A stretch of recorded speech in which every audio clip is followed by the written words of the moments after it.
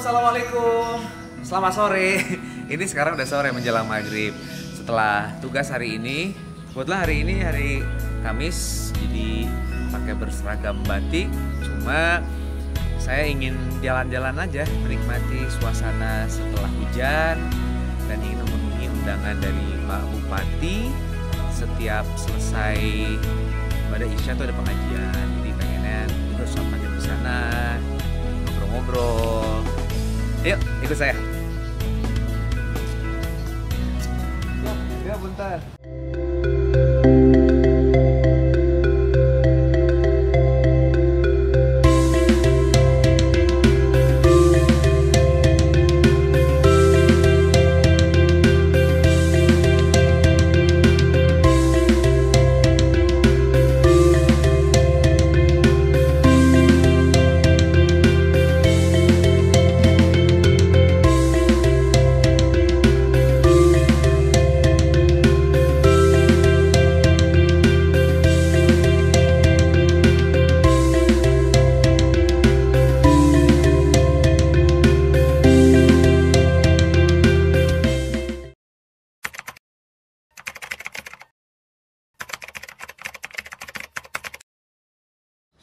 Kita berada di kompleks Pemda Kabupaten Bandung.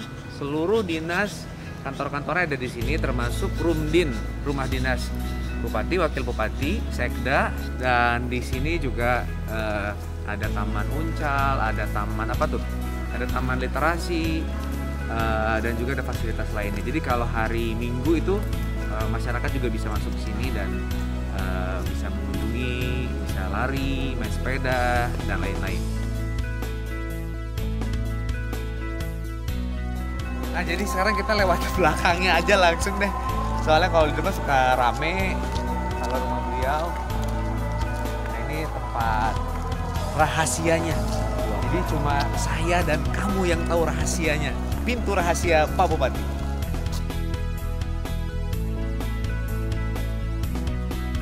Assalamualaikum, Ibu Emma.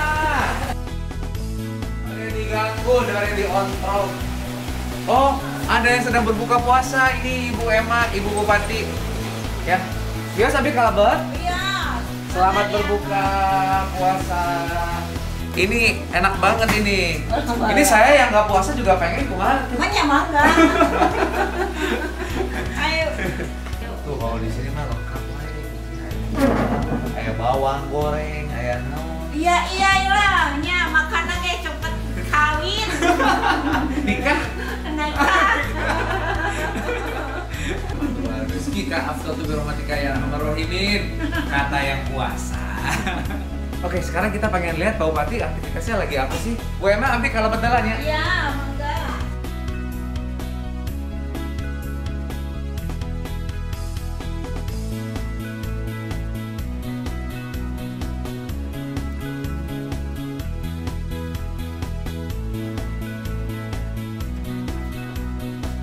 Assalamualaikum. Punten diwagal Pak Adi. Itu Pak Bupati lagi rapat. Oh, mengenai ini ya, COVID. Iya, semoga COVID segera berlalu. Pak Bupati, setelah ini kita ngobrol. Ya udah sok dilajengan tuh, ya. Terus buka puasa atas? Oh ya, ambil atas. Assalamualaikum. Ya, nanti aja deh. Soalnya lagi rapat serius dan belum break maghrib juga. Pokoknya tetap di sini ya. Di waktunya buka pandangan alias wabuk. Ya, dan sekarang saya sudah bersama Pak Bupati. Kita tentu saat ini dalam suasana prihatin, dan apa yang ingin Pak Bupati sampaikan kepada masyarakat Kabupaten Bandung? Himbauan untuk masyarakat Kabupaten Bandung dan sekitarnya, saya berharap bahwa memang ketidaknyamanan ini kita rasakan semua. Dan saya atas nama pemerintahan Kabupaten Bandung mohon maaf pada warga masyarakat Kabupaten Bandung yang saat ini belum maksimal melayani karena dihadapkan dalam kondisi pandemi yang sangat sulit. Tetapi saya atau kami akan berusaha, saya dengan Pak Wakil, dengan semua OPD akan mencurahkan, menggerakkan semua potensi untuk terus bisa melayani, dan tentunya kita harus sesuai dengan peraturan perundang-undangan. Dan memang saat ini kita sudah geser anggaran, dan mudah-mudahan ini tidak terus-terusan COVID ini terus berjalan, tapi saya berharap COVID ini segera menghilang, yang pada akhirnya kita kembali kepada kondisi normal. Dan tentunya saya minta kedisiplinan, kerjasama dari semuanya warga masyarakat Kabupaten Bandung untuk disiplin protokol kesehatan. Nanti kita ada edaran, tapi edaran tersebut, karena edaran ini sudah diperhitungkan secara matang dari pemerintah pusat, dan kami dari daerah akan mendukung semua program-program yang diberikan oleh pusat, terutama instruksi dalam rangka pengamanan dan untuk keselamatan masyarakat dan untuk menjaga kesehatan masyarakat. Tetap menggunakan masker di lingkungan masing-masing, walaupun dalam kondisi sehat, tetapi sehat itu penting. Seluruh warga Kabupaten Bandung yang saya cintai untuk taat ya, untuk disiplin, dan kita harus terus bekerja sama memerangi COVID-19. Nah, bicara COVID rasanya agak ini ya. Assalamualaikum.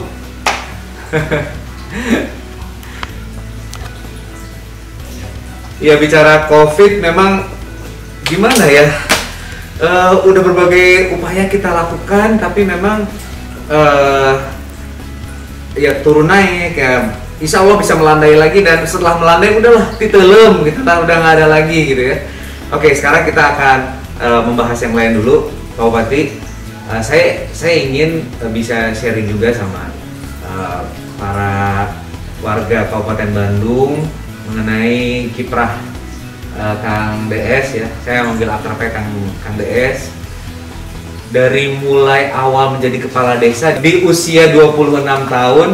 Nah, itu bagaimana tuh di awal mulanya sehingga bisa masuk ke dalam kegiatan sosial kemasyarakatan sampai dengan saat ini menjadi bupati?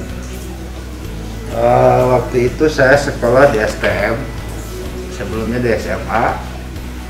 Karena di SMA nggak betah, sehingga saya minta pindah ke STM.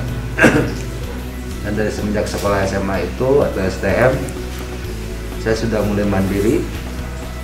Kegiatan saya itu pertama membantu orang tua, keduanya membantu kakak saya di proyek, dan setelah saya sekolah malam harinya saya nyupiran truk. Sehingga penghasilan saya itu lumayan. Dan per minggu kebagian sekitar 500 ribuan tahun 88, 89 sampai 91. Itu di usia berapa itu? Di usia SMA ya. SMA, lulus SMA? Enggak, masih sekolah. Oh, pas sekolah? Masih sekolah, saya udah mandiri. Nah, tahun 93 saya nikah, ya, karena nikah muda, ya jujur aja, karena usia 22 tahun. Nah, setelah itu tahun 95 saya membuat perusahaan, saya sebagai direktur utama, sehingga saya menjadi kontraktor membangun, dan termasuk mungkin di Bandung salah satu bangunan yang ya terbilang besar dan pada saat itu tinggi. Dan waktu itu termasuk yang bangunan yang bagus lah gitu ya.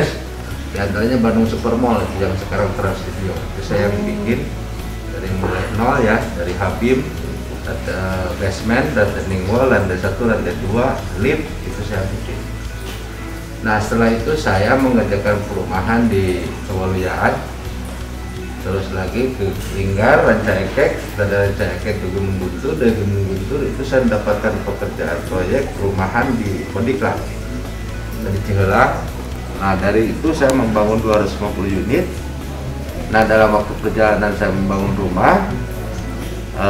perumahan di Cihelang, Kodiklat, saya diminta sama kakak saya untuk menjadi kepala desa. Ya, akhirnya saya mencalonkan dan terpilih. Saat itu tahun 98, kondisi negara kita lagi kondisi pasca reformasi. Nah, perubahan zaman dan perubahan adalah baru reformasi. Tentunya ini ada regulasi yang transisi. Nah, di saat itu saya terus belajar, dan alhamdulillah saya bisa menyelesaikan kepala desa periode pertama 8 tahun.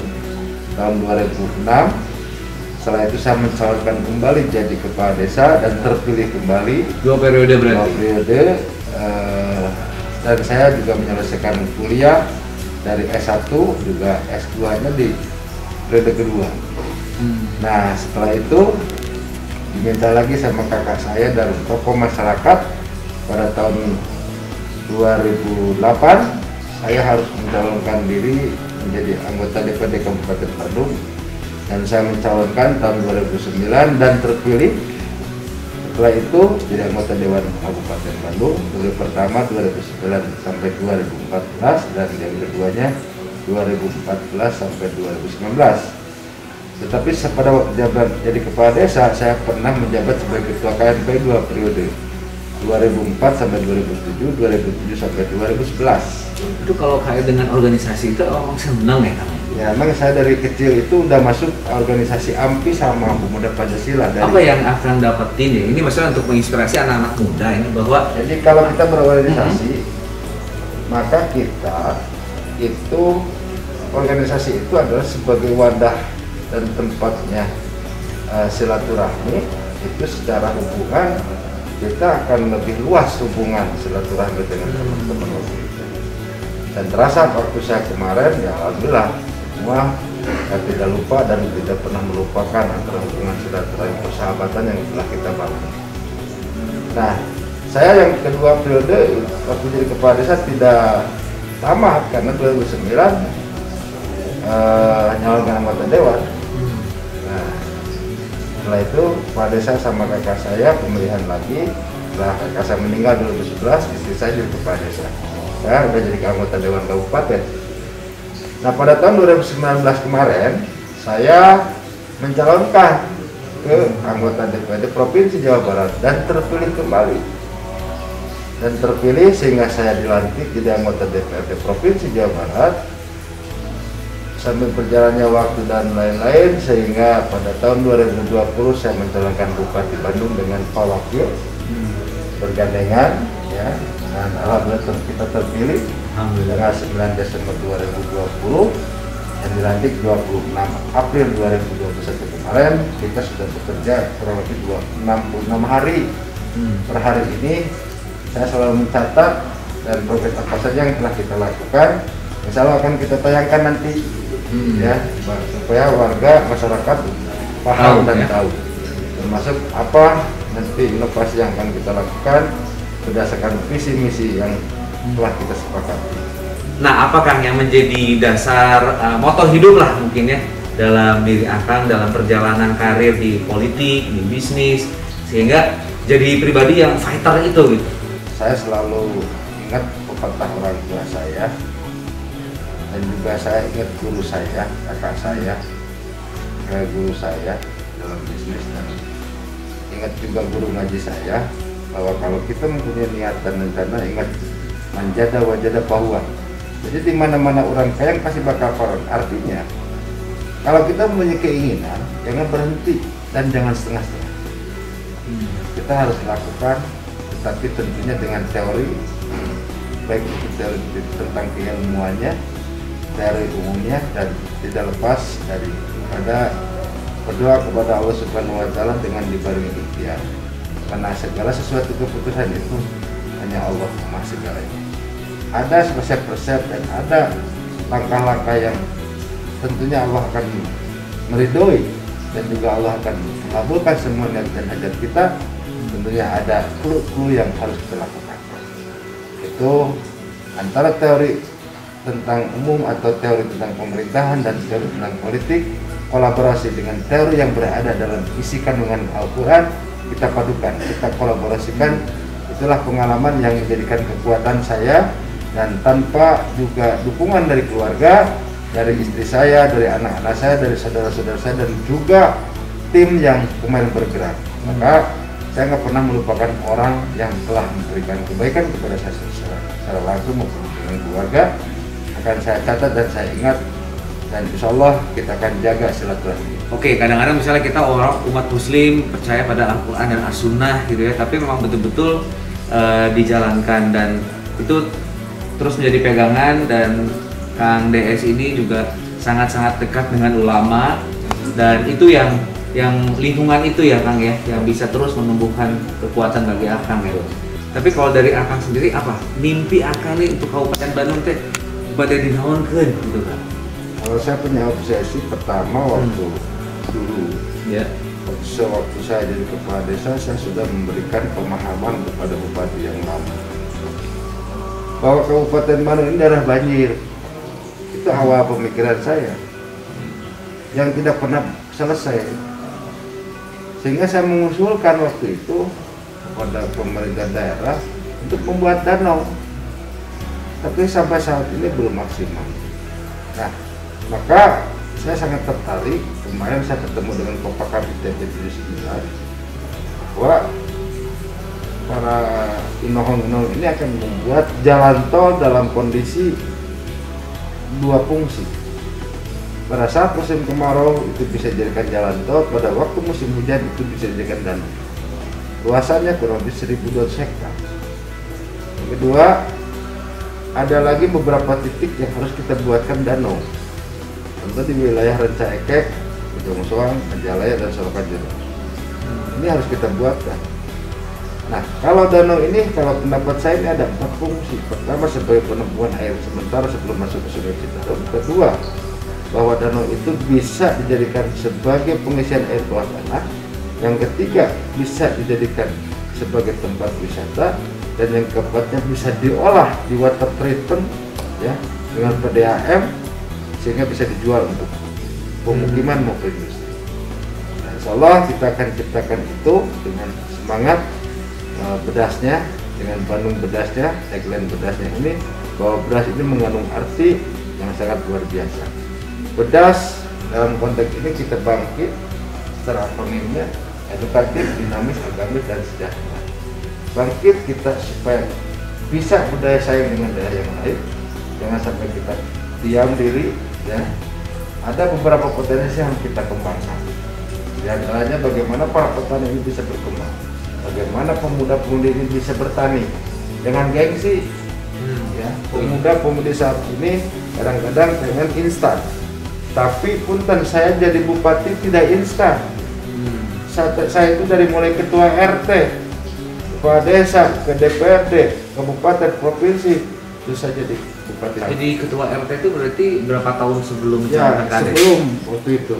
Jadi waktu itu kan orang tua saya itu ketua RT. Jadi pada waktu orang tua saya udah tua, ya saya yang menggantikan, ya, sehingga saya kegiatan sosial masyarakatnya terus berjalan. Dari situ mulai jadi ada rasa Ya. kecintaan ngurusin Betul. masyarakat gitu ya Kang ya. Nah, yang kedua, impian saya jadi bupati itu akan mensejahterakan dan punten memuliakan ulama. Kenapa? Karena saya bisa seperti ini, syariatnya itu ada peran ulama. Karena pendidikan akhlak ini penting, pendidikan agama ini penting. Tanpa agama kita mungkin tidak tahu seperti apa. Maka alhamdulillah insya Allah kita akan gulirkan dengan Pak Wakil, nanti kita akan launching juga. Ada kemarin ada kartu guru ngaji, nanti diganti dengan kartu ATM guru ngaji. Oh. Ya, ini kurang lebih sekitar 17.000 ustadz-ustadz Kabupaten Bandung. Kang, Kapayuna setelah pandemi ini gitu, apa yang Akang ingin coba wujudkan di Kabupaten Bandung ini? Yang selanjutnya kita dalam rangka memberikan pelayanan yang optimal untuk masyarakat dalam hal kesehatan, kita tahun ini sudah menganggarkan untuk 5 buah rumah sakit daerah tipe D, yaitu di Kertasari, di Cimaung, di Ciwidey, di Arjasari, peningkatan dari Puskesmas Nambo menjadi rumah sakit, dan di Bojong Soang. Tentunya ini salah satu indikator yang harus kita perjuangkan, karena peningkatan IPM itu tidak lepas dari 3 indikator, baik itu daya bidang kesehatan, bidang pendidikan, dan daya beli. Daya beli kita harus lebih optimal dan dimaksimalkan. Maka saya pengen tahu seberapa para pengusaha lokal yang ada di Kabupaten Bandung, sehingga akan terjadi multiplier efek secara ekonomi mikro, dan saya yakin daya beli akan meningkat. Indeks pembangunan manusia yang insya Allah nantinya juga sesuai dengan harapan Pak DS ini bisa terlaksana, Dan mohon doa ya dari semuanya, Pak DS juga ini pasti dengan segudang permasalahan, dengan beban yang pastinya besar di tengah situasi pandemi juga yang saat ini. Mudah-mudahan dilancarkan semuanya dengan PPKM Jawa Bali ini, dan tentu ada di pundak beliau semuanya ini ya. Mudah-mudahan Allah berikan kekuatan. Dan juga Pak Wakil sing sehat. Amin. Pak OPD, Pak Lahir batin ya. Pak Kades, Pak RT, Pak RW, kita kerjasama yang baik untuk bisa memerangi dan melawan COVID, penyebaran COVID-19 ini dengan kunci kebersamaan untuk bisa membangun bangsa dan negara yang kita cintai. Dan cuma kamu yang bisa masuk ke rumah beliau ini ya, di ruangan pribadinya, di rumah dinasnya. Oke? Nuhun Pak Bupati. Maka assalamualaikum warahmatullahi wabarakatuh.